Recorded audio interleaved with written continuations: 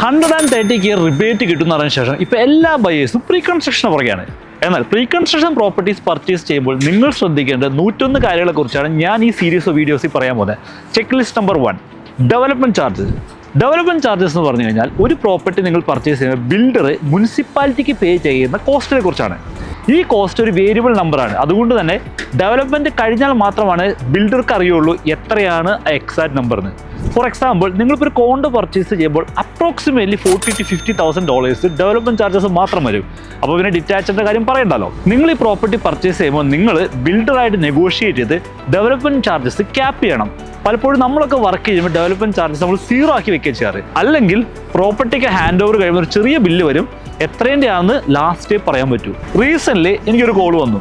അദ്ദേഹം ഹാമിൽട്ടണിലുള്ള ബിൻബ്രുക്കിൻ്റെ detached home purchase ചെയ്ത ഒരാളാണ്. അൺഫോർച്ചുനേറ്റ്ലി പുള്ളി ഏതോ ഒരു റിയൽട്ടറിൻ്റെ കൂടെ പോയിട്ട് കോൺട്രാക്റ്റ് ഒന്നും പ്രോപ്പറായിട്ട് ചെക്ക് ചെയ്യാതെയാണ് പ്രോപ്പർട്ടി പർച്ചേസ് ചെയ്തത്. And the worst thing is പുള്ളിക്ക് ഇപ്പോൾ വന്നിരിക്കുന്ന bill $70,000 and he has to pay it. So pre കൺസ്ട്രക്ഷനിൽ നിങ്ങൾ വീട് വാങ്ങുന്നുണ്ടെങ്കിൽ അതിനെക്കുറിച്ച് വ്യക്തമായിട്ട് അറിയുന്ന റിയൽട്ടറിൻ്റെ ഹെൽപ്പ് ഇല്ലാതെ ചെയ്യരുത്. And if you want to buy something in pre call me on 437-983-3456.